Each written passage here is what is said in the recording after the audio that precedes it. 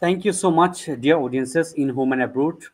It's such a pleasure today. We've been blessed to get uh, Brigadier General Dr. Abdullah Yusuf, one of the most prestigious military leaders of Bangladesh Army. He has served Bangladesh Army for around 3 decades. So it's such a pleasure to get a military leader to actually tell us regarding the very crisis issues that we are facing today, since the national interim government has actually called for national unity. Today we will be actually posing some very important questions. Hopefully the participants will also pose us a lot of questions in the comments, and they can actually join in the very last time. So let me tell you something about Brigadier General Dr. Yusuf. Actually, he is from the 19 Bangladesh Military Academy, long course 19. So he was from actually regiment of artillery. He got into Bangladesh Military Academy back in 19 what I say 1988 from regiment of artillery, and actually he retired from the army on 14 September 2023. And Dr. General Yusuf actually is a graduate of the US Army Command and General Staff College. And during his long career, General Yusuf taught at national security and military strategy, and at various institutions in home and abroad, and including defense services and command and staff college, if I say national as well as globally. He's been a renowned scholar on Bangladesh India relations, and uh, General Yusuf has also commanded two brigades, participated in two UN peacekeeping cooperations operations, and on good number of occasions uh, he has represented Bangladesh as the head of the delegations in various international exercises. So, and actually, he is an expert on government and politics, and his most interesting career has been actually focused on knowledge and foreign relations and international relations, since Bangladesh is going to face serious questions as a nation after these uh, July and or August revolution. The nation has actually called for national unity. So I want to ask Brigadier General Dr. Yusuf sir, why the head of the interim government has called for a national unity? Was there any kind of sign of national division? What was the necessity of that kind of uh, call? What do you think about it, sir? Okay, thank you very much, Jacob, Yeah. for calling me in this platform and to share my thoughts on very pertinent issues. And to you also, I also thank all the audiences for listening to me. Well, very recently, Dr. Professor Muhammad Yunus has called upon all the students, political parties, and also the religious leaders to pursue national unity. And naturally, this question, as you have rightly said, that question has arisen why the national security issue has emerged as a critical or priority issue to the interim government, especially after more than 100 years of taking over the, you know, as interim government. So naturally, the question, do we have any doubt of national unity at all? In my understanding, we belong to a very homogeneous nation. We don't have any racial, religious, or any kind of divide within the nation. We had always been united. We had no doubt of national unity ever. The unity is there. It is sublime. It is there. It doesn't show up every now and then. There are occasions when the nation faces any crisis. That is the time the national unity surfaces. We have seen it during our War of Independence when the nation faced an existential threat.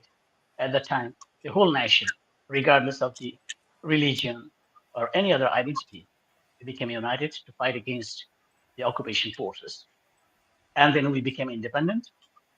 Nation again got united in 1975 when the fascist Mujib government was Mhm. imposing, all kind of ban on the freedom of expression, democracy, and all. We have seen the similar thing happening in 1991 against the autocratic regime of Irshad, and we have seen it again, especially in 2024 during the July Revolution. So we have proven to the whole world this peace-loving nation is always united. It shows up only when the nation faces some crisis. Now the question is, why the question of unity has surfaced once again after 100 days of interim government? Why not earlier? Actually, many of us have been talking about the need and importance of national security right from the beginning, because what we observed that right after the July Revolution, some very hidden cracks started developing in the national unity. I call it the fault lines. In any kind of relationship, there exist some fault lines, and anyone trying to act hostile against the nation, they deliberately seek to drive a wedge through those fault lines. And initially, we saw that the fault lines were basically domestic in nature, internal in nature, like the for the contest of ballots, the major political parties gradually developed, some kind of disunity within them because they're looking forward to win the election and come to power.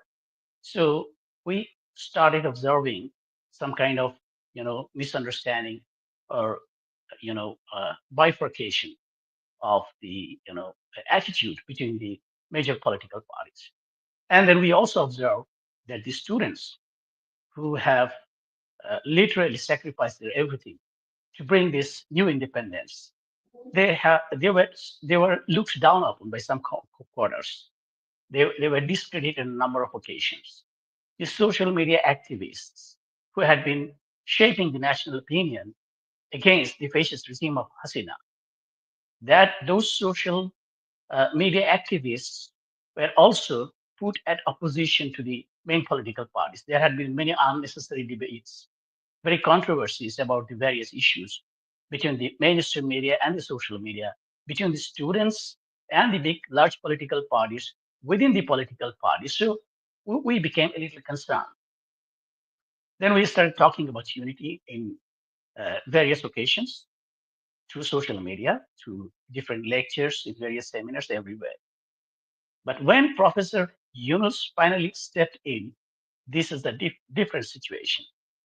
The factors affecting the national unity is no more internal only. We are also facing some sort of serious threats from the external players. And it goes without saying that after observing the recent incidents happening in and around us, especially from our so called friendly country, India, it is clear to everyone that the national unity is under threat. And naturally, the people are individualistic. They seek individual identity, individual recognition. Same happens with the political parties. They also want to, portray themselves as independent, individual political parties with their specific themes, ideologies. But whenever any mass is presented with a common enemy, then forgetting about the divisions within, they get united. They get united to Uh, fight against the common on enemy. this note, So, yes, I want to add one very point to you. Ideological polarization is very common, but strategic unity is very, very necessary, sir. Would you love to, Sherry, about the of strategic course, importance? of course, Yeah, of course, the ideological divisions are quite natural. natural. Each one of us, you and me, every Tom, Dick, and Harry, every political party must pursue their individual ideologies. That's okay, fine. But when it comes to the national well-being, existing as a proud nation, and if that existence comes under threat from any external player or even internal player, then the nation tends to get united. That element is already there.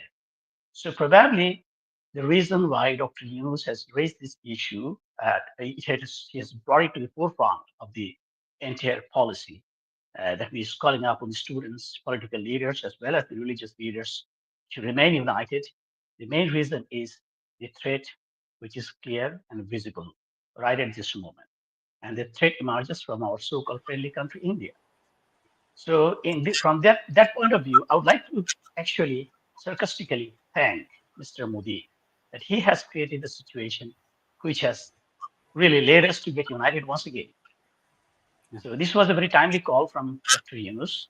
I think this is really necessary at this moment. Okay. So Indian people actually contributed us back in 1971. That's why they always try to take the credits that we gave birth to you. Without our assistance, you don't have, come to the world as an independent state. So we always have great respect for us. But when Indian media, like progressive ones, who consider themselves so-called secular, like NDTV, India Today, I'm not actually talking about Republic World of under Arnav Goswami, but even NDTV is also coming up with sweeping conclusions. How can Indian media can understand the profoundly industrial scale of misinformation, disinformation, and smear mongering hate speech against the country Bangladesh without any cross checking? We could call it as sheer hypocrisy. How can we actually counter it from our country, from a general like you? How can you actually come up with the counter narrative? Okay, first of all, we need to understand why India is spreading this kind of rumors in general, or maybe deliberate disinformation, I would say. Uh, there are some reasons behind this. Previously, when the Hasina regime was in power, India could secure all its interests through Hasina. So Hasina was a proxy, a crony within our country. So India didn't have to really show its ugly face, its aggressive posture to secure any benefit from Bangladesh.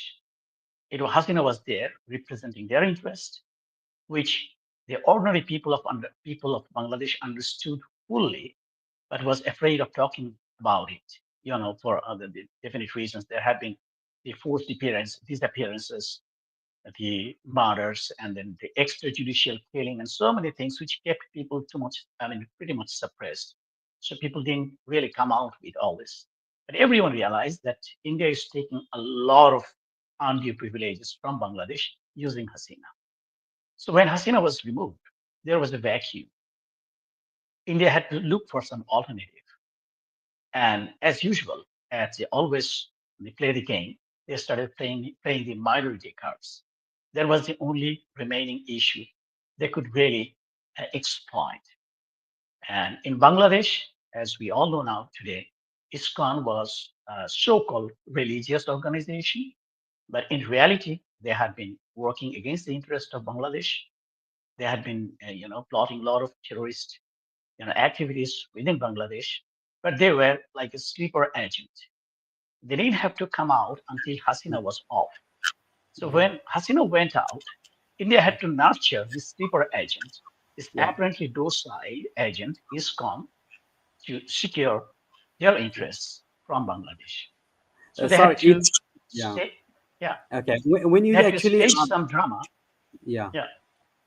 Yeah, When you're actually please go coming ahead. up with issue about any certain political group of people, I would say this has been a politicized issue. It is no more a religious one. We need to settle it peacefully. We want a peaceful settlement to this dispute, which is getting worsening day after day. How can we get a peaceful settlement to the disputes which are rising every day between us and them? We don't want the partition. We don't want the hatred to be spread. We want love and respect and coexistence with our friendly neighboring Absolutely. country. We want to be friendly, but they are Absolutely. always, yeah, please. One, Absolutely. The religious conflicts tends to be intractable. So the peace scholars, often talk about reframing the conflict. So the conflict which India is trying to portray as one of the religious conflict, this is basically a political issue because no religious division exists in our country. For decades since our independence, or even before that, this nation was very peacefully living together in this small little land. We never had any hatred towards the other religionists. We had been celebrating the religious occasions together right from the time I was a kid. We never felt, no one told me, or I never feel that I'm a Muslim and someone else is a Hindu or Christian or something else. It is India which is deliberately trying to portray, artificially create a I division. would like to say that it's a portion of the Indian people, BJP, RSS lead people who are actually igniting this violence to run a race election campaign against Trinamool Congress or Congress, right? In front of the Shoykot, camp. you're absolutely right. You're absolutely right. Because when we talk about India, let me clarify myself. A nation or a country, it includes everyone living within that geographical boundary. So India is a big country, big nation. And I would never say that India is our enemy or we are enemies, India's enemy. That cannot happen. A mass of people, a whole populace, cannot be enemy of another neighboring populace. It is the political goons, the political, I would say, what is that called? I mean, political masters who often, I mean, for their individual political gain or the party gain, they create artificial division within people. They put one people against the another, and the Indian government is doing the same thing. I would never say the Indians are our enemy. I cannot think about it at all. I have many friends in India, very, very close friends, who also do not support the foreign policy pursued, the aggressive foreign policy pursued by Modi. I know many of them, as we never liked the policy pursued by Hasina. So there are, billions of very peace-loving, ordinary people in India as well as in Yes. Bangladesh. We are Yeah. very much friends. Yeah, Yeah. we love each other. We would like Yes, to sir. live like happy neighbors. But Yes, it is the sir. political players, game players, who create all the Yes. trouble, as On this Modi is note, doing sir, right Narendra Modi has even not attained more than 400 seats in the Rajya now. Yeah, Sabha, right? And he is right. kind of a person without not too much power, but he's actually showing up to Congress that I'm right now claiming the whole country. Giving the national security. I'm the one addressing the national security interest. So you have to support it. That's why they are coming up with this narrative. Is it so? What do you think? Is there any other underlying Yeah, principle? this could be, a contest between the political parties that who really cares for the national interest more than the other. Modi is trying to convince maybe his people that yes, if they are in power, they can manage the internal, situation of Bangladesh better as they did in the last previous years. But we know in West Bengal, especially, the Trinamool Congress is more popular. So this could be one issue which both the parties might be, embanking upon or say capitalizing on to prove their love, patriotism, and credibility to the common people. But it's backfiring. Actually, it is backfiring. What Yeah. is happening? That Surprisingly, Trinamool Congress, even the Communist Party, and everyone, they are actually going to the central government and they're asking to, Modi to go to the United Nations to say that there is big genocide going on in Bangladesh. Why you not taking the steps? The reality is totally different. I mean, the government of so what Bangladesh will is, happen? yeah, please. So what will happen? Say this is an era of digital technology. All of we are so much exposed to the social media. The ordinary people of India will know today or tomorrow that nothing is actually happening within Bangladesh. Then these political leaders will be recognized as liars, and the people will realize that these political leaders, for their political gain, they are putting their people in the harm's way. They're putting the people of both the countries in the harm's way. So that is very negative policy. That's a very negative foreign policy. That's a very negative political, strategy. And if you have observed that in some of the social media from West Bengal and other places, some of the people have Owner of already social started media of against. Republic World. He is the owner of Republic, and he actually doesn't let anybody to speak out here. And he did he along with Moyuk Ghosh, they dance in the live TV camera. They actually use the words that are totally derogatory, demonizing, disrespectful. I wouldn't call them. They are not journalists at all. They don't have any quality of journalism, but they claim themselves to be journalists and propagate their words. How is it possible for So them to carry out? Please. this is a self-defeating strategy, I would say. This is a self-defeating strategy because that they are telling lies is being pretty much exposed to us as well as to the Indian common people. So they're losing credibility. And you don't have to really worry about what Indian media says. In Bangladesh, inside Bangladesh, we have so many embassies, so many high commissions, and so many other forms of representation of all the countries of the world. So they're here. They can see for themselves what is happening inside Bangladesh. So the fact that the Indian But media is still, the telling lies has become pretty much minority exposed. card is being played out. All the Yeah, embassies but and it has failed. ambassadors, yeah, It it has has failed. failed. It has failed. Yeah, Yeah. yeah, So this is self-defeating strategy for on the part of Modi as well as on the part of Indian news media, yes, because truth cannot be hidden. The truth will surface to them tomorrow, and people now knows that they're telling lies, especially in some of the social media within West Bengal and in other places of India. You can see hmm, people are raising their voice against Modi's Bangladesh policy. They have already started raising their voice, and it will keep spreading. And people will realize that this, I would say, what should I say? These crazy politicians, they're actually putting the ordinary people of both the countries in the harm's way. That makes no good for anyone. yeah.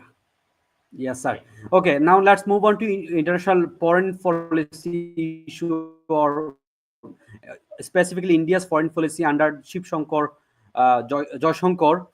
This person is considered to be a very wonderful foreign policy maker. But since you are a teacher of international relations and I'm a graduate researcher of international relations, we have studied his foreign policy very much intensely, and we found how his foreign policy has successfully failed in Nepal, Maldives, Exactly. Sri Lanka, but in every other country. They tried to interfere.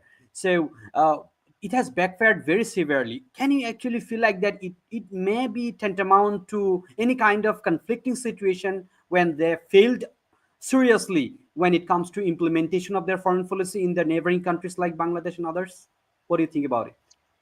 Yeah, it's a very old and common strategy when people fail, especially the political leaders fail in implementing their, strategy. They always create a diversion. They create a diversion, and this playing minority card of inside Bangladesh is a diversion to take the attention away. They take the attention of the common people away from the internal problems which Modi government has, given birth to. So this is an old strategy. And Joyce Shankar, well, you say that a very renowned and you know successful foreign policy makers. I don't think so. His all the foreign policies have been failing. He has been creating enmity with just all the neighbors. And think about India, think about Nepal, Bhutan, Sri Lanka, or whatever in this region. Name a single country within this region where India has got good relations, friendly relations. None, literally none. So would you call it a success of the foreign policy? Certainly not.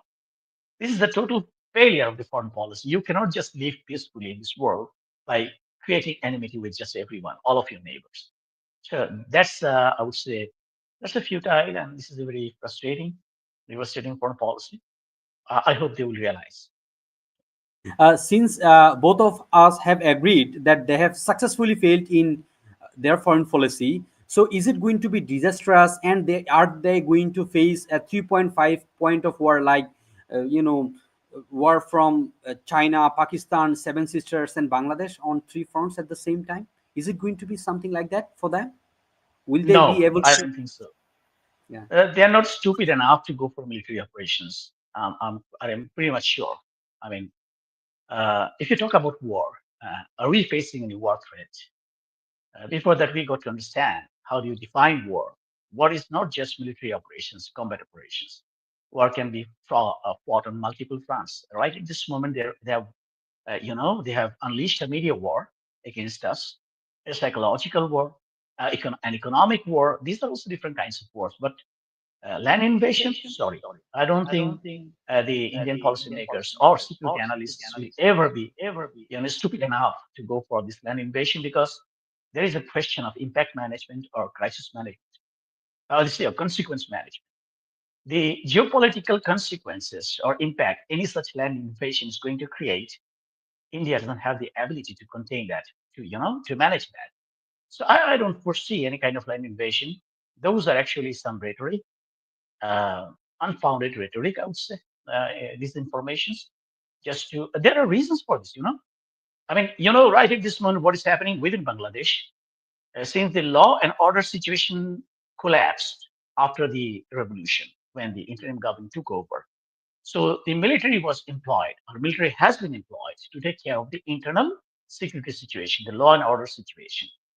So this could be one of the very shrewd attempts of Modi to, portray as if a lot of troops are, concentrating at the border, and we have an existential threat along the border, a military threat. So that, I mean, the military people who are now on the ground working for the law and order situation, they can be pulled out of this towards the borders and then creating a vacuum internally. That could be one of the stupid and, shrewd strategy to draw the army away from the ground to the borders so that a vacuum is created within the internal law and order situation. And otherwise, I mean, I have been studying military, the military strategy and all these things for many years. They are not going to be stupid enough to go for a land invasion. I know many generals of Indian Army as well. I did courses and training together on many occasions, and they are quite smart. They're not going to listen to Modi. Why a military commander or a general should put his soldiers' life at risk to fulfill the abnormal, cynic appetite of a political leader? The military is not just some useless tools in the political machine. When you talk about military, you talk about the soldier. That's a person. That's a life. He has got a family. So what stake is? I mean, what interest of India is at stake that an Indian soldier should be motivated to come to the Bangladesh border and face the bullets from our side? This is crazy. I mean, Modi cannot let it happen. I mean, he cannot make it. The generals are not won't listen to him. I'm pretty much sure. I mean, everyone is not crazy like Modi. There are intelligent people as well. There are peace-loving people as well who cares for the safety and life of their soldiers. Why should Thank you. an Indian general send his soldier to the battlefield for nothing? Right. Of course, we will be getting back to you, sir. We have got Deepak Bepari. He is from Calcutta. He's been actually expressing the solidarity with the Bangladeshi people. Thank you, Deepak Da, for joining us today. You don't need to be concerned about your English. You can speak in very normal and very simple English. We thank you for joining us. Could you please tell us a little bit about what is happening over there in India right now, and how can we be brothers and sisters? How can we hug each other, embrace each other respectfully? Please, floor is yours. Welcome, Deepak. Uh, Thank you, but my English not good for understand. Uh, f- আমি একটু বাংলাতে বলি, আমার সুবিধা হবে, কারণ critical ব্যাপার তো। আপনাদের হয়তো একটু বুঝতে সুবিধা হবে, আপনারা ট্রান্সলেট করে নিতে পারবেন পরে। আমি সিম্পল ওয়েতে কয়েকটা কথা বলি। আমি বিগত 2-3 দিন ধরে আপনাদের বিভিন্ন চ্যানেলে আমি টক শোতে অংশ নিচ্ছি, এবং একটা জিনিস আমার খুব ভালো লেগেছে যে বাংলাদেশের মানুষ আমার বক্তব্যকে কিন্তু যথেষ্ট অ্যাপ্রিসিয়েট করেছেন এবং সমর্থন করেছেন। আমার চিন্তা ভাবনাকে, বা একজন বাঙালি হিসাবে কি ধরনের একটা সম্প্রীতির ঐতিহ্য বহন করছি আমরা যুগ যুগ ধরে, সেটাকে বজায় রাখা। কারণ ভারতবর্ষর চিন্তা ভাবনা, বাংলার চিন্তা ভাবনা সম্পূর্ণ আলাদা। এটা আপনারা জানেন, কারণ এই অখণ্ড বাংলার মনীষীরাই সব থেকে বেশি কিন্তু নোবেল প্রাইজ পেয়েছে। এবং অখণ্ড বাংলায় কিন্তু লালন ফকির থেকে শুরু করে, আমরা কাজী নজরুল ইসলাম, রবীন্দ্রনাথ থেকে শুরু করে, মানে এত মনীষীর নাম শেষ করা যাবে না। অন্য কোনো জাতি সত্তা বা অন্য কোনো রাজ্যে কিন্তু এত মানুষের, মনীষীদের অস্তিত্বই নেই। আমরা দুর্ভাগ্যবশত বাংলাটা ভেঙে টুকরো করা হয়েছিল। সে সেই সেই জিনিসটা আমাদের হাতে ছিল না। তাহলে তো আজকের দিনটা দেখতে হতো না। কিন্তু আমরা এটা দেখেছি যে যে রাজনৈতিক দলের উস্কানি আমরা ভারতবর্ষে অনুভব করছি, বাংলাদেশের রাজনীতি নিয়ে অতটা ডিটেল আমরা জানি না। কিন্তু যে গণ-অভ্যুত্থান এবারে হয়েছে সেটা থেকে অন্তত বাংলাদেশ সম্পর্কে বা বাংলাদেশের এই জেনারেশন জেড এই জেনারেশনের চিন্তাভাবনা যে কতটা এগিয়ে এবং তাদের বক্তব্য, তাদের দেওয়াল লিখন, তাদের স্লোগান এইগুলো কিন্তু আমাদের এপার বাংলায় একটা ব্যাপক কাজ এসেছে এবং এখানেও কিন্তু তাদের সমর্থনে বহু মিছিল মিটিং আমরা করেছি। কিন্তু দুঃখের বিষয় আমাদের ভারতবর্ষে এই মুহূর্তে যে রাজনৈতিক দলটি ক্ষমতায় আছে তারা ঘোষিতভাবে মুসলিম বিরোধী, অঘোষিতভাবে হিন্দু বিরোধী। তার নিজের দেশের সংখ্যালঘুদের সঙ্গে যে আচরণ তারা করে আহ সেই আচরণটা আমি জানি না পৃথিবীর কোন দেশে সংখ্যালঘুদের সঙ্গে এরকম আচরণ করে। তাদের নিজের দেশে বাঙালি হিন্দু দের হিন্দুই মনে করে না, তাদের মনে করে বাংলাদেশি, বাংলাদেশ থেকে আসা উদ্বাস্তু অনুপ্রবেশকারী। তার নিজের দেশের আসামের মতো জায়গায় ১৯ লক্ষর মধ্যে প্রায় ১৪ লক্ষ হিন্দু বাঙালিকে নাগরিকত্বহীন করে দেওয়া। সারা দেশে প্রায় ১০,০০০-এর মতো বাঙালিকে বাংলাদেশি তকমা দিয়ে বিভিন্ন রাজ্যে বিভিন্ন জেলে আছে। অ্যাপ্রক্স ১০,০০০-এর কাছাকাছি। এখনো পর্যন্ত অন্য রাজ্যে গেলে বাংলায় কথা বললে তাকে নির্যাতনের শিকার হতে হয় এই বিজেপিরই বিভিন্ন গোরক্ষক বাহিনী বা আরএসএস এর মতো বিভিন্ন সংগঠনের দ্বারা। এমনকি পিটিয়ে মারার ঘটনা সম্প্রতি আমরা অনেকগুলো হয়েছে পশ্চিমবাংলায়। অন্তত ৫ থেকে ৭ জন বিজেপি শাসিত রাজ্যে বাংলা বলার কারণে, বাঙালি হওয়ার কারণে তাকে নির্যাতিত হয়েছে।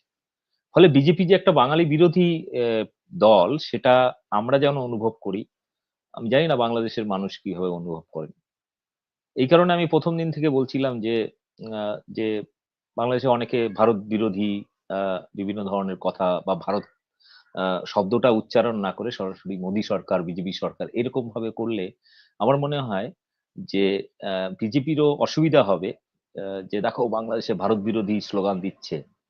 উম তা ওটাকে দেখিয়ে আমাদের এখানকার হিন্দুদেরকে খেপিয়ে তোলার চেষ্টা করে বিজেপি। কারণ এর আগে মনে আছে একটা স্লোগান উঠেছিল অ আ খুব পপুলার হয়েছিল একটা স্লোগান।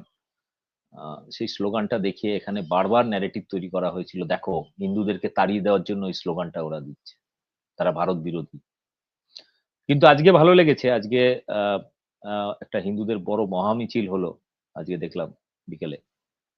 তারা কিন্তু ভারতের এই বিজেপির প্রোপাগান্ডা, গদি মিডিয়ার আ প্রোপাগান্ডার বিরুদ্ধে তারা কিন্তু মিছিলে স্লোগান দিয়েছে। আমি মিছিলটা পুরোটা দেখলাম। এই যে একটা জিনিস আপনাদের আমি আগের টক শোতেও বলেছিলাম যে ভারতবর্ষ আ আমাদের আইডেন্টিটি। তার একটা জাতীয় পতাকা আছে। ওই পতাকাটা কিন্তু বিজেপির নয়। ওটা মোদির পতাকা নয়। একইভাবে বাংলাদেশের যে জাতীয় পতাকা সেটা কিন্তু হাসিনার নয় বা খালেদা জিয়ার নয় বা অন্য কেউ এলে তারও নয়। ওটা বাংলাদেশের আইডেন্টিটি, বাংলাদেশের মানুষের আইডেন্টিটি। ফলে কোনো আ দেশের আ সাময়িকভাবে যে সরকার এসছে তার মানে খারাপ কাজের জন্য প্রতিবেশী কোনো দেশ রাষ্ট্র একটা মানে সেখানকার মানুষের যদি রুষ্ট হয়, তাহলে ওই দেশের জাতীয় পতাকা নয় বরং তার আ সেই দলের আইডেন্টিটি নিয়ে আপনি সমালোচনা করতে পারেন। যেমন আমি উদাহরণ দিই, ইরাকে হামলার সময় সাদ্দাম হোসেনকে যখন করলো, সেই সময় আমেরিকায় যেমন মিছিল মিটিং হয়েছে, আমাদের কলকাতা বা ভারতবর্ষে হয়েছে, পৃথিবীর বিভিন্ন দেশে হয়েছে। ওখানে কিন্তু আমেরিকার জাতীয় পতাকা আমরা পোড়াইনি। ওখানে কিন্তু জর্জ বুশের কুশপুতুল বানিয়ে আমরা পুড়িয়েছিলাম। বা পোস্টার রাস্তায় চিপকে তার উপর দিয়ে হেঁটেছিলাম। জুতো মেরেছিলাম। আমরা কিন্তু করিনি। আমরা যখন দাঙ্গা হয়েছিল, আমরা ভারতবর্ষের পতাকা পোড়াইনি। আমরা বিজেপির পতাকাও হয়তো এখানে ওখানে করেছে। কিন্তু আমরা কিন্তু বিজেপির পতাকাও পোড়াইনি। কিন্তু আমরা নরেন্দ্র মোদীকে তার জুতো গলায় ওই কুশপুতুল বানিয়ে জুতো গলায় দিয়ে করেছি এবং পুড়িয়েছি। প্রতিবাদ জানিয়েছি। ফলে প্রতিবাদের ধরন আমাদের কিছুটা একটু চেঞ্জ করতে হবে। না হলে এটাকে এই রাজনৈতিক দল বলবে, "দেখো আমাদের পতাকাকে ওখানে অসম্মান করা হয়েছে, আমরাও করব।" আবার এটা দেখে ওখানকার মানুষ বলে, "আমাদের পতাকাকে অসম্মান করা হয়েছে, আমরাও করব।" ফলে এটাকে কি হচ্ছে রাজনৈতিক রেষারেষিটা চলে যাচ্ছে দেশের বাকি জনগণের সাথে জনগণের মধ্যে একটা রেষারেষির মধ্যে, যেটা ক্ষতিকারক। প্রতিবেশী দেশ হিসেবে এটা খুবই ক্ষতিকারক। কারণ এই অখণ্ড উপমহাদেশ যেটা আমরা বলি, ভারতীয় উপমহাদেশ, আমরা তো সবাই তার একটা উপমহাদেশের অংশ। তা আমরা নিজের ফ্যামিলির মধ্যে কেন মারামারি করব? কেন? একটা পার্টিকুলার রাজনৈতিক দলের জন্য আমি কেন আমাদের দীর্ঘ যুগ, যুগ ধরে থাকা সেই সম্পর্ক, ভাষাগত, সংস্কৃতিগত এগুলো আমরা কেন নষ্ট করতে যাব? সে তো আজ আছে কাল নেই। পরে অন্য কোনো সরকার আসবে। এই যা অবস্থা বর্তমানে বিজেপি জেতার মতো কোনো ইস্যু তাদের হাতে নেই। তারা জনগণের কাছে বলতে পারছে না যে আমি এটা দিয়েছি জনগণকে, তুমি আমাকে ভোট দাও। কিন্তু এটা বলতে পারছে না। ফলে এরা হিন্দু মুসলিম ন্যারেটিভটাকে চালাতে চাইছে। নিজের দেশের সংখ্যালঘুদের সঙ্গে যে আচরণ করে, আজকে আমেরিকা থেকে শুরু করে ব্রিটেন থেকে শুরু করে বিভিন্ন দেশ থেকে বিভিন্ন সার্ভে রিপোর্ট গুলো বেরোচ্ছে, সেখানে ভারতবর্ষে সংখ্যালঘু নির্যাতনে ১ নম্বরে। আমরা ভারতীয় হিসেবে লজ্জা লাগে যে আমাদের দেশের সম্মানটা কোথায় গেল? কিন্তু আমি আবারও কিন্তু বলছি, আপনার দেশের সরকার বলছে যে বাংলাদেশেই হ্যাঁ, মাইনরিটি নির্যাতন হচ্ছে, ইন্ডিয়াতে ঠিক, হচ্ছে না। ঠিক। এবার এই কারণেই তো যখনই মমতা ব্যানার্জি একটা চাল চাললো যে ঠিক আছে তোমরা বিজেপি বলছো এখানে লাফালাফি করছো, চলো ঠিক আছে আমি মেনে নিলাম, হ্যাঁ কিছু একটা হচ্ছে, তাহলে তুমি মোদীকে বলো, রাষ্ট্রসংঘকে বলে একটা শান্তি বাহিনী বা একটা কমিটি পাঠাতে, তারা গিয়ে সার্ভে করে আসুক। এখানে বাংলাদেশের উচিত ছিল এখানে বলা ঠিক আছে আমরা অ্যাকসেপ্ট করলাম, তাহলে আমরাও রাষ্ট্রসংঘের কাছে একটা অ্যাপ্রোচ করছি যে ভারতে গিয়ে দেখুন সংখ্যালঘুদের সঙ্গে ওরা কি করছে, রিপোর্ট কি বলছে। এটা হচ্ছে ইন্টেলেকচুয়ালি কূটনীতির জায়গা। এটা যদি কেউ না বুঝে, আমি যেমন মমতা ব্যানার্জির বিরুদ্ধে দেখলাম বাংলাদেশে অনেকেই ভিডিও করেছে এবং খুব বাজে বাজে শব্দও ব্যবহার করেছে, এটা ঠিক না। এটা বুঝতে হবে, রাজনীতিগতভাবে বুঝতে হবে। কারণ পশ্চিমবাংলার মমতা ব্যানার্জির রাজনীতিটা আমি বলি, পশ্চিমবাংলার মানুষ যেমন মমতা ব্যানার্জির পক্ষে, বাংলাদেশিদের অধিকাংশ বাংলাদেশের মানুষ কিন্তু মমতা ব্যানার্জিকে পছন্দ করে। কারণ তার লড়াইয়ের ইতিহাস, একটা বস্তি ঘর থেকে আজকে মুখ্যমন্ত্রী আসনে আসার যে বিভিন্ন লড়াইয়ের ইতিহাস, সেটা যদি আপনি না বোঝেন তার পলিটিক্স উত্থানের, তাহলে কিন্তু তার এই বক্তব্যগুলো ধরতে পারবেন না। প্রথম মনে হবে মাথা খারাপ, কি সব ভুলভাল বকছে। না, আপনাকে বলছি, আমাদের কলকাতায় যে আন্দোলনটা হলো বাংলাদেশের রেস ধরে, আরজিকর মুভমেন্ট, আরজিকর জুনিয়র ডাক্তারের হত্যা এবং খুন এবং এই সরি ধর্ষণ এবং হত্যার কেস, সেখানে তো একটা বিশাল আলোড়ন তৈরি হয়েছিল। রাস্তায় মানুষ, লাখো লাখো মানুষ রাস্তায় নেমে গেছিল। এবার ভাবুন সেই জায়গাটাকে মুখ্যমন্ত্রী বারে বারে তাদের কাছে, তাদের ধর্ণা মঞ্চে পৌঁছে গেছে, তাদের সঙ্গে বারবার বসেছে, বসে একটা মিউচুয়ালে এসে একটা জায়গা তাদের দাবিপত্র মেনে নিয়ে ঠান্ডা। এটা এখানে যদি হাসিনা থাকতো তাহলে কি করতো? সরাসরি গুলি চালিয়ে দিত এবং সেখানে কি কাণ্ডটা হতো। ফলে রাজনীতিক দূরদর্শিতার ক্ষেত্রে মমতা ব্যানার্জির ধারে কাছে ভারতবর্ষে কেউ নেই। এবং তার এই বক্তব্য যে ঠিক আছে রাষ্ট্রপুঞ্জকে বলে দাও, অর্থাৎ তোমরা এটা নিয়ে বাড়াবাড়ি করো না, রাষ্ট্রপুঞ্জকে দিয়ে সার্ভে করাও যে ঠিক কি হচ্ছে। মানে পশ্চিমবাংলা যেহেতু বাংলাদেশের ম্যাক্সিমাম বর্ডারটা কভার করে, ফলে যেমন আগরতলায় হলো কেন যে বাংলাদেশ হাই কমিশনে হামলা, পশ্চিমবাংলা কেন করতে পারছে না? অর্থাৎ এই যে শুভেন্দু অধিকারী গতকাল যে বর্ডারে যে কাণ্ডটা করলো গত পরশুদিন, সেখানে তারা বক্তব্য রাখছে বিরিয়ানি, বাংলাদেশিদের তৈরি করা বিরিয়ানি আমরা খাবো না, বয়কট করছি। কিন্তু সবার শেষে দেখলাম সেখানে ১০,০০০ প্লেট বিরিয়ানি তারা খেলো। এটা কি? মানে তারা নিজেরাই নিজেদেরকে হাস্যকর তৈরি করছে। এবং এরা, আমি বারবার বলছি, ওরা কিন্তু বিজেপি কিন্তু শুধু মুসলিম বিরোধী নয়। মুসলিমদের উপর টর্চার করে শুধু হিন্দু ভোট টানার জন্য। দীপকদা, দীপকদা, সংস্কৃতি ধ্বংস করা যায় না। ভাষা, মানুষের যে খাবার অভ্যাস, মানুষের যে কালচারাল হোমোজেনিটি, এই সাংস্কৃতিক ঐতিহ্য, বাঙালি, আমরা যে বাঙালি মুসলমান, কিন্তু আপনারা হিন্দু, কিন্তু আপনারাও বাঙালি। So, আমরা আমাদের মধ্যে যে ভালোবাসা, বন্ধন, আমরা একসাথে থাকতে চাই, কিন্তু এখানে রাজনৈতিক বিভাজনটা টেনে নিয়ে আসা হচ্ছে। আমরা চাই যে সমস্ত ভাইয়েরা আমাদেরকে রিপাবলিক ওয়ার্ল্ডে ময়ূক ঘোষ, আমরা চাই আমাদের এখানে ময়ূক ঘোষ আসুক, অর্ণব গোস্বামী আসুক। ওনারা কিন্তু বাংলা স্পিকার, ওনারা রিপাবলিক ওয়ার্ল্ডের মালিক Arnab Goswami. We want to challenge Arnab Goswami, what kind of narrative you people are spreading. We, the Bangladeshi youths, are very conscious. Bangladeshi military general, Brigadier General Dr. Yusuf sir is here. A number of the intelligence officials, army persons are now watching our channel. We know very well. We want everyone to welcome in our channel and debunk the myths that are being spread in the Republic World, and even in the ENDTV. They don't let people to speak out. তারা নিজেরাই বলতেই থাকে। আমাদের দেশের press secretary doctor ইউনূসের press secretary Shafiq ভাই বললেন যে আপনাদেরকে 1 ঘন্টার ভেতরে আমরা ইয়ে দিব, পাসপোর্ট দিব, ভিসা দিব। আপনারা আমাদের দেশে আসুন। বাংলাদেশে সত্যি হিন্দু নির্যাতন হচ্ছে কিনা। But you people are not একদম accepting. এটাই অ্যাপ্রোচ। এই অ্যাপ্রোচটা আমি বলছি, এই কূটনৈতিক অ্যাপ্রোচটাই কিন্তু এই ধরনের বিদ্বেষ যারা নোংরা ঘৃণা ছড়াচ্ছে তাদেরকে শায়েস্তা করা একটা ভালো অ্যাপ্রোচ। এবং এটা কিন্তু আমাদের এখানকার মুখ্যমন্ত্রী, বাংলার মুখ্যমন্ত্রী কিন্তু এই চালটা চেলেছে, অনেকে ধরতে পারেনি। কারণ তাকে নিয়ে আমি দীর্ঘদিন রিসার্চ করে দেখেছি যে তার প্রত্যেকটা বক্তব্য, কথার মধ্যে অনেকে হয়তো মজা নেয় কিন্তু ভিতরে একটা গভীর সম্পর্ক থাকে। নাহলে একটা জিনিস ভাবুন, যে দলটা এখানে চলছে মমতা ব্যানার্জির মুখ দেখে, সেই দলটাকে বিগত কয়েক বছর ধরে হারাতে পারছে না। সিপিএম এর মতো ৩৪ বছর ক্ষমতায় ছিল, সে দলটা তো এর সঙ্গে লড়তে শূন্য হয়ে গেছে। বিজেপিকে বাইরে থেকে আনা হলো, তারাও লড়তে ফেড আপ। এই বিষয়টা বোঝার ব্যাপার আছে। কারণ তিনি ভালো করে জানেন যে বাঙালি সেন্টিমেন্টকে যদি আমি আঘাত করি, বাঙালিদের বিরুদ্ধে যদি আচরণ করি, তাহলে বাঙালি আমাকে ছুঁড়ে ফেলে দেবে। কারণ তৃণমূল কংগ্রেসটা হচ্ছে, মমতা ব্যানার্জি হচ্ছে বাঙালিদের একটা আইকন এখানকার। ফলে তিনি এমন কোনো কাজ করবেন না যে বাঙালি বিরোধী। এবং এই কারণে তিনি দেখবেন যে ভারত বাংলাদেশের বিরুদ্ধে কিন্তু কোনো রকম নেতিবাচক শব্দ ব্যবহার করেননি। ওই একটা খালি কথা বলে ছেড়ে দিয়েছেন। এবং দেখুন এই বর্ডারে যে এটা হলো পেট্টা বলে শুভেন্দু অধিকারী সবার পরে, তারপরে কিন্তু পুরো ঝিমিয়ে গেছে। আর কোথাও কোনো কিছু নেই। টোটাল ঝিমিয়ে গেছে মমতা ব্যানার্জির একটা চালে। কারণ ওরা ওই কাজটা করতে পারবে না। ওরা রাষ্ট্রসংঘে মুখ দেখাতে পারবে না। কারণ রাষ্ট্রসংঘে এটা অ্যাপিল করতে গেলে বলে তোমার বিরুদ্ধেই তো সংখ্যালঘু নির্যাতন। তুমি আবার অন্য দেশ নিয়ে ভাবছো কেন? তোমার দেশেও তো প্রচুর ধর্মগুরু গ্রেপ্তার হয়ে বসে আছে জেলে, ধর্ষণ কেসে। কই তাদের নিয়ে তো কোনো আন্দোলন করছো না। তাদেরকে জেলে পুরে রেখেছো। আর বাংলাদেশে কোনো একজন ধর্মগুরুকে নিয়ে তোমরা এত মাতামাতি করছো। এখানে আরেকটা দায়িত্ব বাংলাদেশী মানুষদের কাছে আবেদন করব, সেটা হচ্ছে যে যেমন এই দেশের টার্ম গুলো না ব্যবহার করে, যেমন রাজনৈতিক ব্যক্তিদের বা পার্টির নাম করে আপনি বলুন, ঠিক আছে।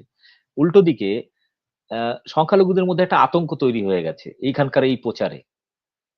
তাদেরকে অন্তত আপনাদের আগলে রাখতে হবে এবং ধৈর্যের পরীক্ষা দিতে হবে যে বাইরের দেশে কি প্রচার হচ্ছে আমরা জানি না, কিন্তু আমরা এখানে সবাই এক। এবং এই যে আজকে যেমন হিন্দুদের ওখানে বড় মিছিল হলো, এবং এরকমই আরো বেশি করে হিন্দুদেরকে রাস্তায় নামতে হবে। ভাই আমাদের ব্যাপারে আমাদের বুঝতে দাও, তোমরা নাক গলিও না। আমি ওই জন্য তো এখানকার আমরা একটু ফ্লোটা দিতে যাচ্ছি doctor Soumen Bhowmik the.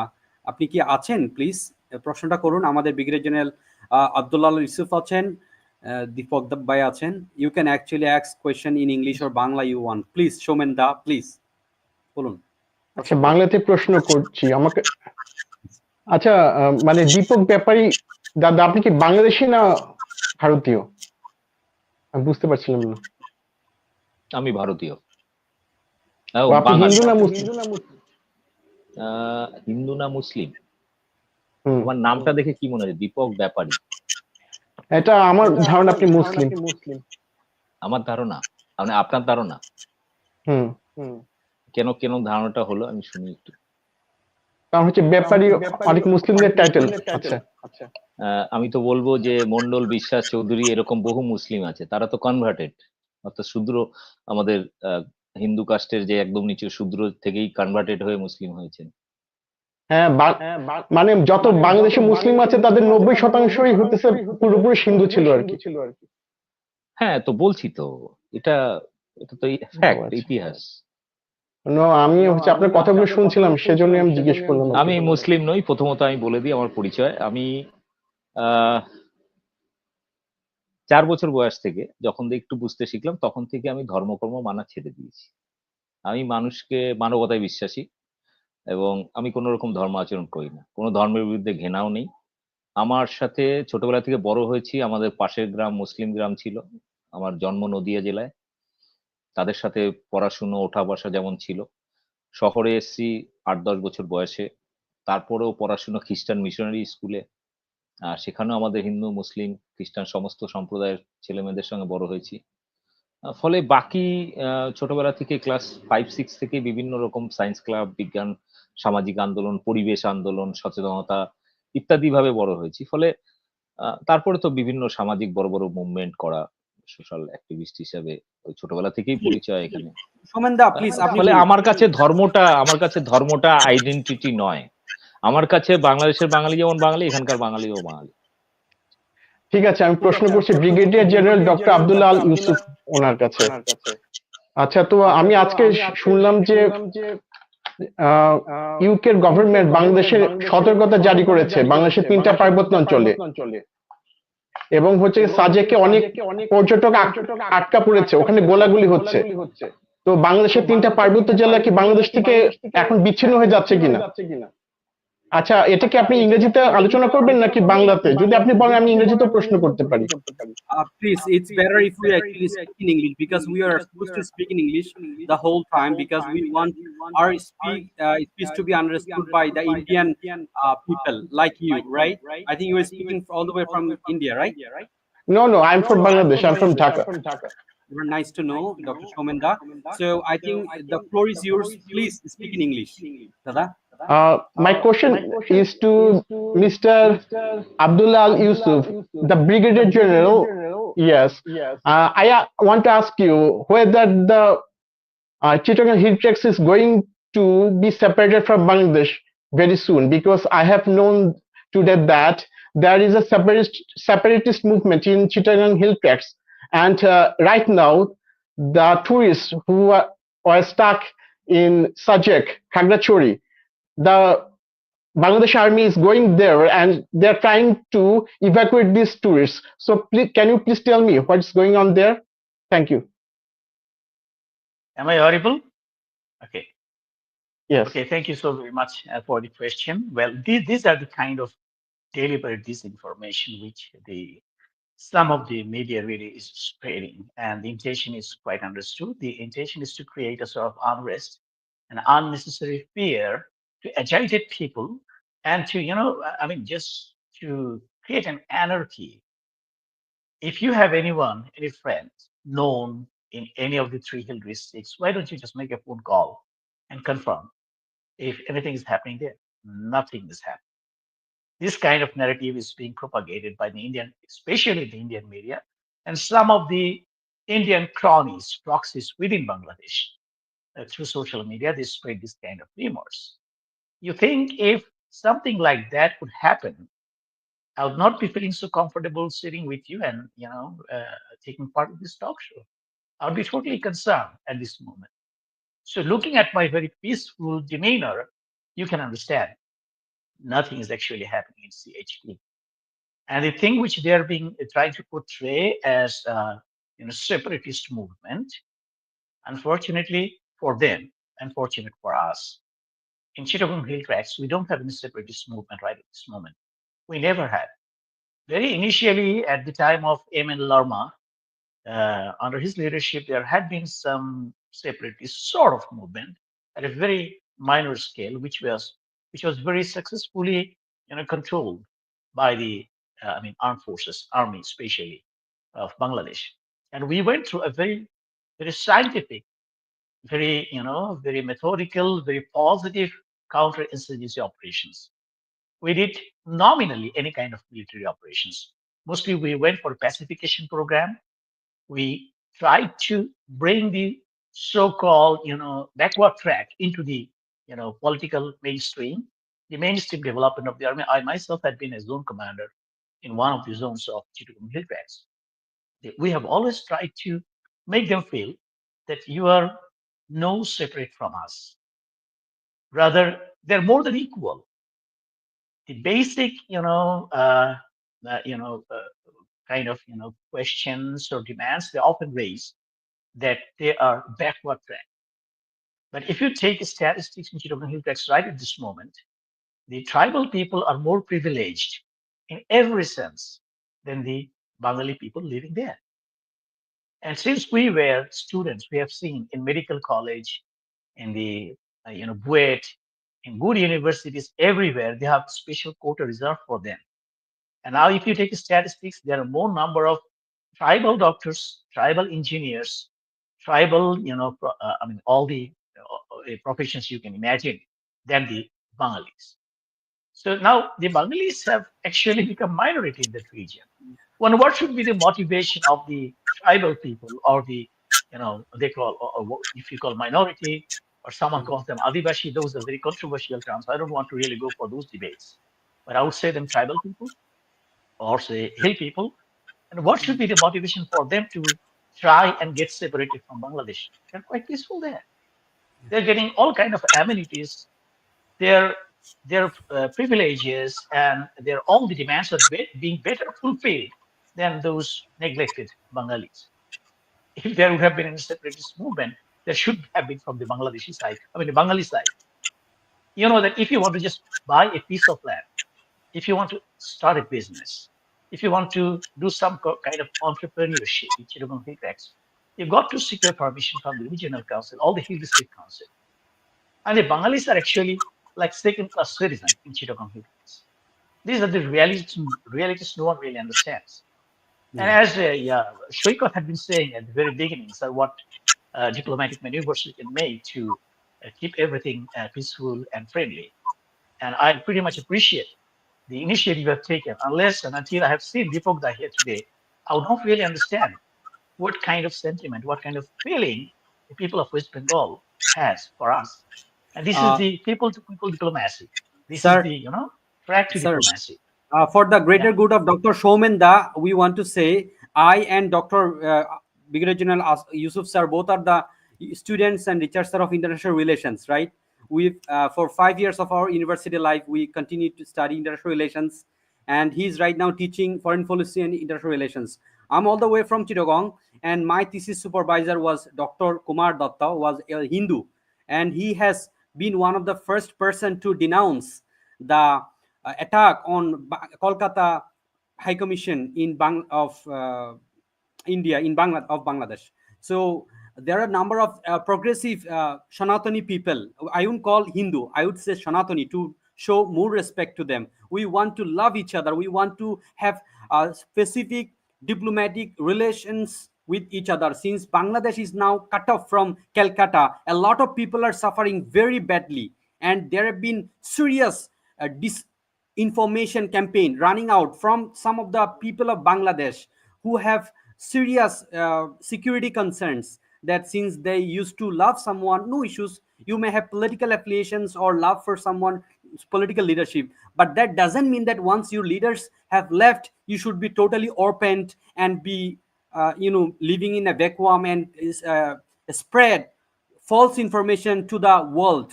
You are being exposed and you are being the laughable idea. Some people about from Republic World, they say we are the number one most watched TV channel in Bangladesh. Why do you watch Republic World, Moyuk Bush and Ornab Goswami? Because we want to laugh. We want to, mock. Hey, you are like Ornab Goswami. You are like Moyuk Bush. This is how the people of Bangladesh consider these two people right now. We want people like Dr. Shomenda to challenge us, to listen to us, to talk to. We want to love and talk and have great communication so that we don't actually spread this misunderstanding to the other party. Okay, sir?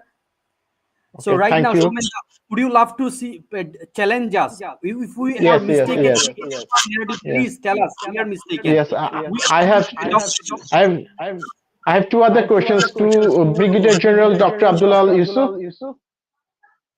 Recently, I have noticed that the Indian TV channels are saying that they want to take Chittagong. They want to annex Chittagong. So, uh, do you think that the Bangladesh government has sufficient preparation to tackle or fight the Indian army in Chittagong? So, Okay, thank you the so very much. yeah, yeah. Was this question? Well, Thank you, first of thank all, you so much for asking this amazing question, Dr. Shomenda. Thank you so much. Floor is Yes, Brigadier General, sir, okay, please. okay, I quite often face these kind of questions.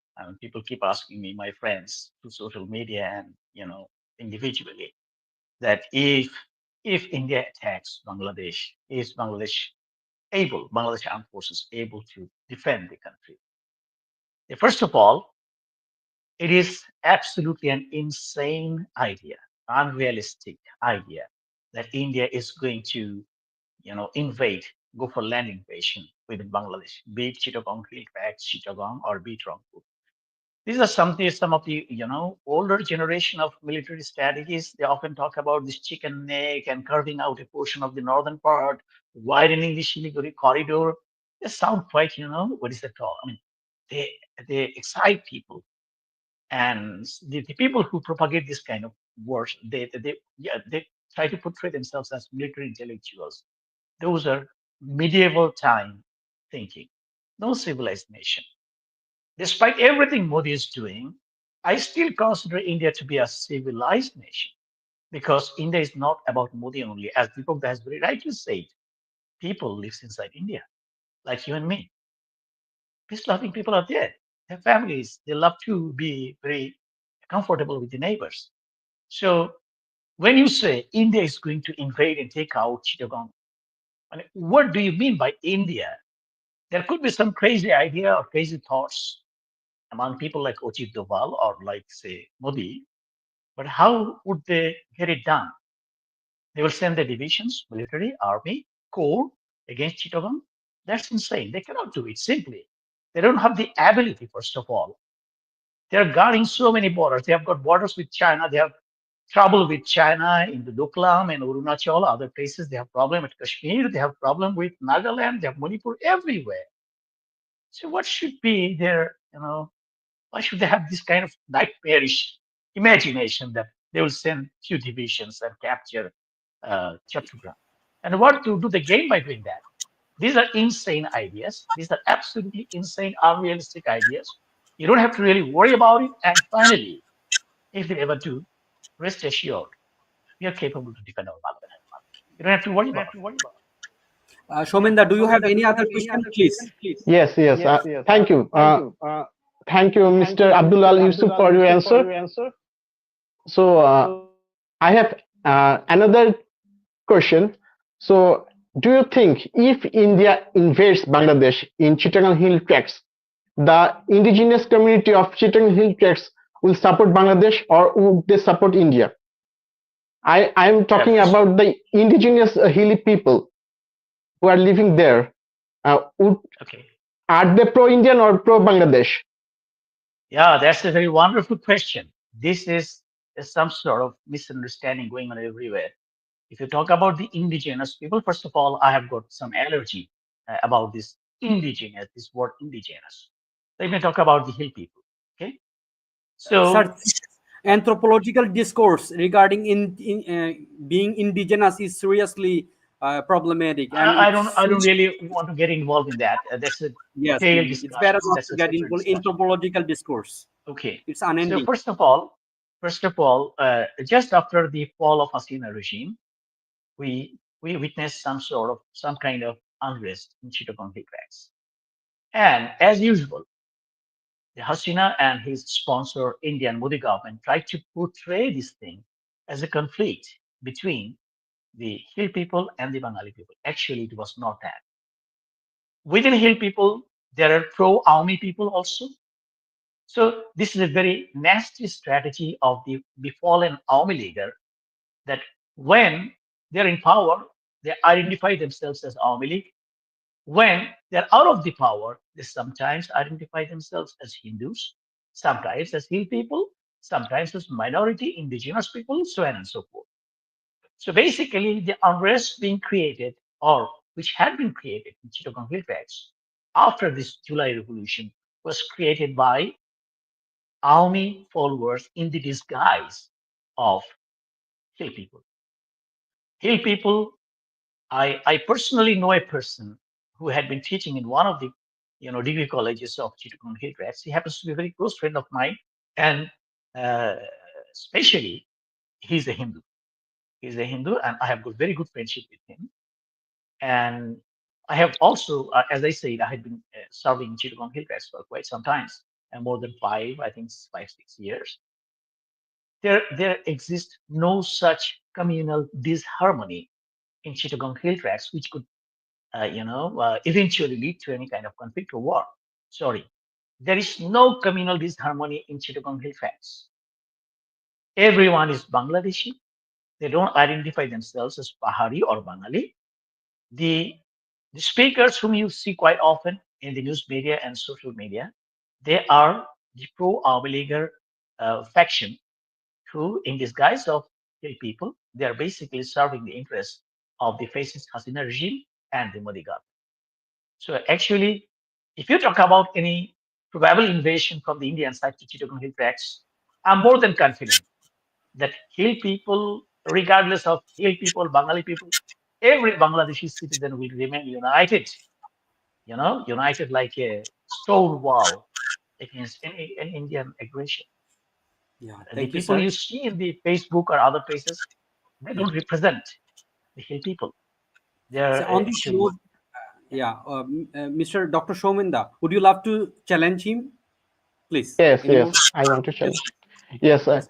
as you know that in 1947, the number of hilly tribal people in Chittagong Hill Tracts were 98%. Today, the number of indigenous hilly tribal people are 52%. Can you please explain what is the reason behind this decrease in the percentage of tribal people in Chittagong Hill Tracts? Their numbers have been decreased by 46%. On this note, the same thing goes for the Sanatani population in Bangladesh. Back in 1947, the Sanatani population were more than 20%. Right now, it's around 80 to 8 to 10%. Right? We unending debate about it. Right, Dada, we will discuss about it. You must join it tomorrow or the day after tomorrow within couple of days. Okay, Okay. Please okay, stay with thank you. us. And Brigadier General Okay, Dr. Yusuf, Lieutenant General Dr. Lieutenant General Dr. Chaudhary Aminul Karim, a lot more people will actually come here. They will actually reply to your answers. No issues. yes, Now, time is right now more than 1 okay, hour. In between the time, Brigadier General Yusuf sir will actually wrap up, and okay, Deepak thank you very much. will actually come up with a concluding statement. Before that, I want to actually come up one very simple thing. It's very normal that we have to have love or respect for some kind of political leadership. That doesn't mean that Okay, we should continue to actually use or spread hatred to other people, against other people, based on sweeping conclusions without any cross checking, without any kind of fact finding survey or mission. We should never do it. The Indian media, a portion of Indian media, is doing it very much baselessly. And thank you, Dr. Shomenda, for participating us. We hope okay, thank you. you will be telling us that we people are mistaken about Arnab Goswami, Moyuk Ghosh, and a lot more people who are actually using this narrative. And a portion of the people, I would say around 4 to 5%, very rich people in India, they are very heartened, they're bleeding inside their heart just because they have lost their loved one in Bangladesh. They employed someone here for 15 years. Right now she has been over there. They cannot carry the burden of that very lady and her other hundreds of thousands of leaders who are sheltered in India. They are very much upset about the ouster of this lady. We don't want this situation to go worsening. We want Brigadier General Yusuf sir and Deepak Dewari and even you to get united, find common ground, and not to go further into any conflict. Right now, I want to request Dr. by Deepak Bepari Bhai to say something about how can we love each other and find common ground, please. আমি ডাক্তারবাবুকে একবার একটু উত্তর দিই। Actually উনি যে প্রশ্নটা করছিলেন, দুটো প্রশ্নেরই বিষয়টা হচ্ছে বিচ্ছেদের ব্যাপার, দখলের ব্যাপার, এই ধরনের কথা ব্যবহার করছেন। প্রথমত বলি, আমাদের দেশের বর্তমানে যে সরকার রয়েছে, বিজেপি সরকার, মোদী সরকার, যে নামেই বলুন, তাদের নিজের ক্ষমতা নেই নিজের মণিপুরকে শান্ত করার। নিজের ক্ষমতা নেই অরুণাচল প্রদেশের একটা প্রায় 6 কিলোমিটার না 10 কিলোমিটার এলাকা চীন প্রায় দখলই করে নিয়েছে, নিজের টাউন বা গ্রাম বসিয়েছে। সেখানে চট্টগ্রাম নিয়ে একটা নতুন ন্যারেটিভ বাজারে রিপাবলিক টিভি, ময়ূক রঞ্জন তারা চালু করলো। আমি দেখে খুব হাসি পাচ্ছিল যে কোনো কথা নেই, বার্তা নেই, হঠাৎ করে একটা চট্টগ্রাম দখল নিয়ে নেবে ভারত। আমি শুনে খুব হাসি পেয়েছিল আমার এটা দেখে, যে একটা আহ, মানে বিজেপি দলটা এতটা ঘৃণ্য, এরা কিন্তু শুধুমাত্র নিজের ভোট ব্যাংকের যে কথাই ভাবে। এরা হিন্দু দরদ নেই, এদের মুসলিম দরদ নেই, এরা মানুষের প্রতি কোনো দরদ নেই। এরা শুধু হিংসা বিদ্বেষ ঘৃণা প্রচার করে। আর টিভি চ্যানেলগুলো যেহেতু মালিকরা, আদানি আম্বানি যেহেতু এই চ্যানেলগুলোর মালিক, ফলে তারা হচ্ছে মূল ফাইন্যান্সার এই বিজেপি দলে।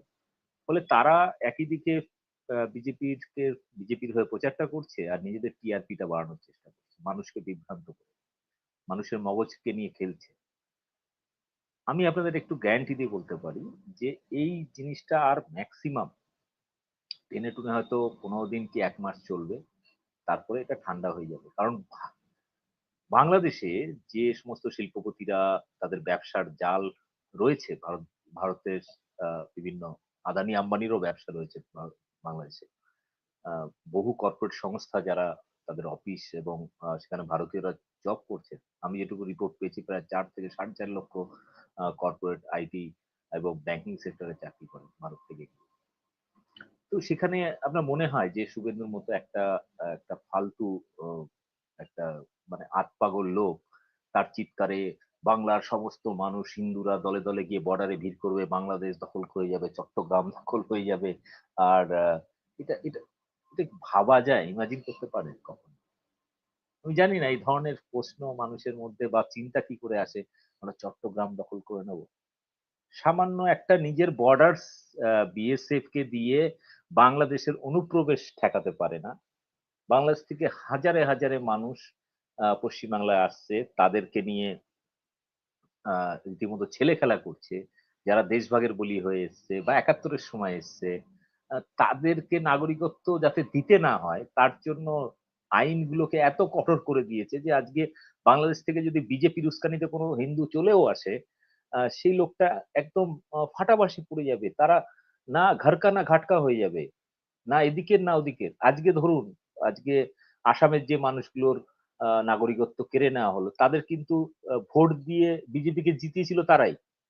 সেই মানুষগুলোর যদি এখন তাদেরকে বলা হয় তোমাদের বাংলাদেশে পাঠিয়ে দেবো, তারা যাবে কোথায়? এদিকে আবার নাগরিকত্ব হওয়ার যেহেতু তার চলে গেছে, ফলে আধার কার্ড ভোটার কার্ড থেকে শুরু করে সমস্ত আইডেন্টিটি, তার সমস্ত ডিগ্রি সবকিছু ইনঅ্যাক্টিভ হয়ে গেল, শেষ হয়ে গেল।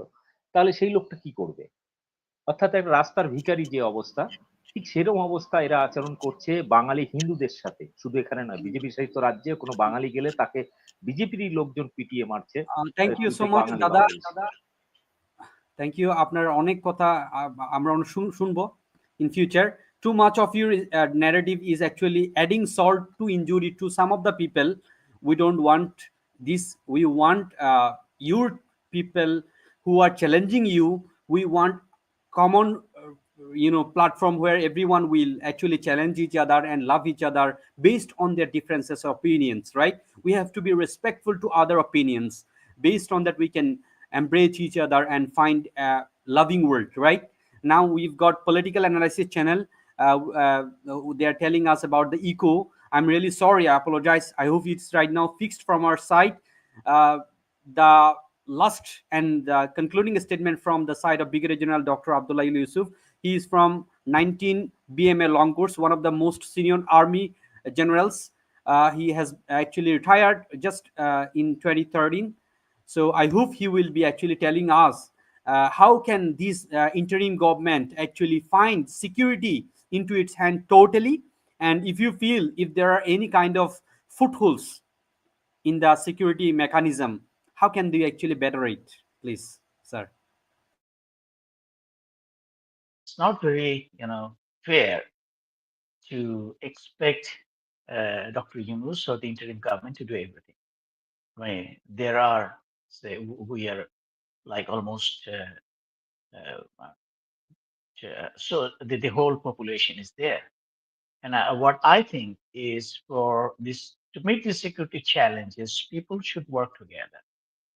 Right at this moment, the initiative which you have taken, now I can see someone from West Bengal and the other two speakers. One is atheist, as you say, the other one is Hindu, and I'm Muslim. But I find on the matters of peace, prosperity, peaceful living, and comfortable living, all of we stand on the same platform. We don't have any division whatsoever in this matter. So we have to really increase the people-to-people contact. We have to. My last message is that love the people, hate the policy, especially the aggressive policies and the expansionist, the hegemonic policies. Those are the kind of things we should hate. We should not hate the people, the flag, the country, because they're living beings, just like you and me. And I have also, I quite often write in the social media, I try to spread the same message. আমি এই পর্যায়ে এসে আমি বাংলায় বলি যে দুটো প্রতিবেশী জনগোষ্ঠীকে মুখোমুখি দাঁড় করিয়ে দেওয়াটা কোনো বুদ্ধিমানের কাজ না। দুটো প্রতিবেশী যদি পরস্পরের এগেইনস্টে কাদা ছোড়াছুড়ি করতেই থাকে, আমি ওর পতাকা পোড়ালাম, ও আমার পতাকাকে অবমাননা করলো, এটা তো অ্যাবসলিউটলি এটা একটা ইনসেইন ব্যাপার। Why should you do it? এটা তো প্লে করছে তো এই যে পলিটিক্যাল লিডাররা এই ডাটি গেমগুলো প্লে করছে। পিপলকে পিপলের এগেইনস্টে মিলিয়ে দিচ্ছে, উস্কানি দিচ্ছে। আমরা উস্কানিতে পা দেবো কেন? We are intelligent people. So that's my last message. Let's leave the people. Love the people, love the country, love each other's flag, hate the dirty politicians like Modi government. That's all. Thank you. Today it was a really, really great show. Mr. Deepak Bhai, would you like to add some more words? একটাই আবেদন আমাদের বাংলাদেশের সমস্ত মানুষকে।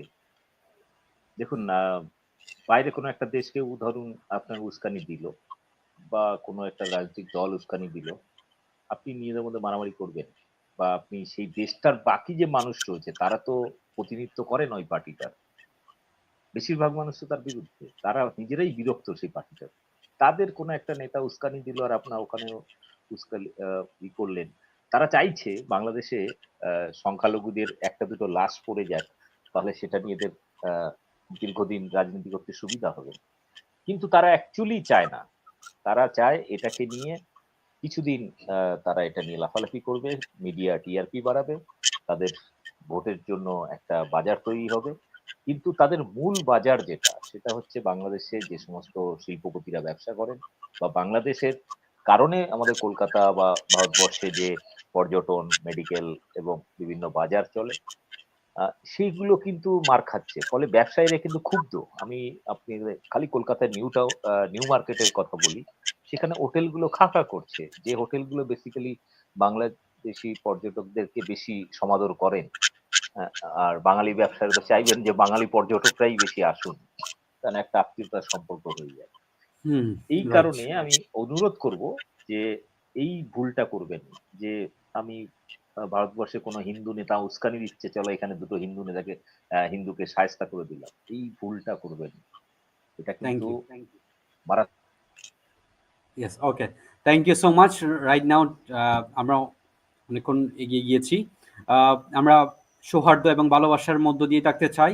আমরা চাই বাংলাদেশটা হোক শান্তির বাংলাদেশ। আমরা যুদ্ধ চাই না, আমরা শান্তি চাই, আমরা ভালোবাসা চাই, আমরা ভুল বুঝাবুঝি বন্ধ হোক সেটা চাই। আমরা ইংরেজিতে বলার একটাই কারণ, সেটা হচ্ছে আমাদের কথাগুলো যাতে রিপাবলিক ওয়ার্ল্ডের কানে যায়, এনডিটিভির কানে যায়, এবং আমাদেরকে বিষয়ে যারা ভুল বুঝতেছেন, যারা আমাদেরকে না জেনে, এমনকি আমাদের দেশের অনেক ভাইয়েরাও আমাদেরকে ভুল বুঝতেছেন যে আমরা বাংলাদেশের ন্যাশনাল সিকিউরিটি ইন্টারেস্ট চিন্তা করছি কিনা। আমরা চাই একটা গ্লোবাল প্ল্যাটফর্মে শান্তিপূর্ণভাবে আমাদের ফরেন পলিসি এগিয়ে যাক, এটাই আমরা চাই। এখানে brigadier general doctor Yusuf sir আমাদেরকে আজকে এত সুন্দর করে কথা বলেছেন, সবকিছু ফুটিয়ে তুলেছেন। We are super thankful to Brigadier General Dr. Yusuf sir once again, and we request everybody here to subscribe to our channel, share it, and be with us. And if you want to participate with us as guest, please email us or get connected with us. Thank you once again, Brigadier General Dr. Yusuf sir. Goodbye for now. Bye bye. Thank you.